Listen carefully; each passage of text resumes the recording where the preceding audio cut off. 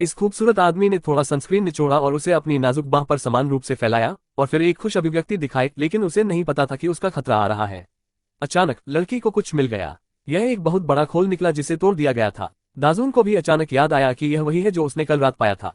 इस समय सभी को समझ में आ गया कि समुद्र तट पर राक्षस इस विशाल अंडे से निकला था, इसलिए उसने एक सॉसेज उठाया और उसे बाहर फेंक दिया। कुछ ही देर बाद सॉसेज खा लिया गया और इसे और दूर फेंक दिया गया। निश्चित रूप से इस बार सॉसेज सुरक्षित था। चूंकि उसे इससे निपटने का एक तरीका मिल गया था, तो उसे कैसे आगे बढ़ना चाहिए, इसलिए उसने 2 स्केट्स ढूंढे, उन्हें समुद्र तट पर रखा और फिर उन पर कूद गया। निश्चित रूप से उस पर राक्षस ने हमला नहीं किया। स्केटबोर्ड अचानक अजीब तरह से पीछे की ओर चला गया और फिर से चला गया। इस समय राक्षस के तंबू भी बाहर आ गए और वह आदमी को चुटकी लेने ही वाला था। अचानक आदमी अपनी पूरी ताकत से सीधे विपरीत टेबल पर कूद गया, लेकिन वह भी राक्षस के तंबुओं में फंस गया और उसके घाव से लगातार खून बहने लगा। अचानक एक केला समुद्र तट पर गिरा और आदमी ने उसे उठा लिया, लेकिन अजीब बात यह है कि राक्षस ने उस पर हमला नहीं किया।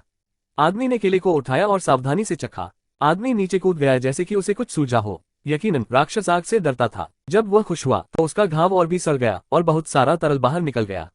फिर वह टेबल पर गिर गया और बेहोश हो गया। इस समय जमीन पर पड़े स्केटबोर्ड को भी राक्षस ने धीरे धीरे खींच लिया। हर कोई इस समुद्र तट से भागने का दूसरा तरीका सोच सकता था, इसलिए वे कुछ उपयोगी खोजने के लिए सावधानी से ट्रंक के पास आए। राक्षस ने इस समय कार पर भी हमला करना शुरू कर दिया। कार हिलती रही और महिला तुरंत कार से गिर गई। सौभाग्य से उसे दूसरों ने खींच लिया और बचा लिया।